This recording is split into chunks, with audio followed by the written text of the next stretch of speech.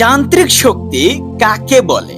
যান্ত্রিক শক্তি হলো কোনো বস্তুর গতি বা অবস্থানের কারণে তার মধ্যে জমা থাকা বা কাজ করার যে সামর্থ্য তৈরি হয় সেই শক্তি।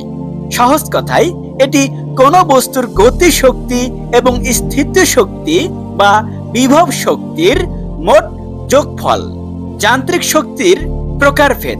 যান্ত্রিক শক্তি মূলত দুই প্রকার, একটা হলো গতি শক্তি এবং আরেকটা হচ্ছে স্থিতি শক্তি বা বিভব শক্তি। যান্ত্রিক শক্তির উদাহরণ ও বৈশিষ্ট্য: চলন্ত সাইকেল বা গাড়ি, এর মধ্যে গতি শক্তি কাজ করে। বাঁধের উঁচু পানিতে বিভব শক্তি বা স্থিতি শক্তি কাজ করে এবং এর সমষ্টি সমান মোট যান্ত্রিক শক্তি, গতি শক্তি এবং স্থিতি শক্তির যোগফল।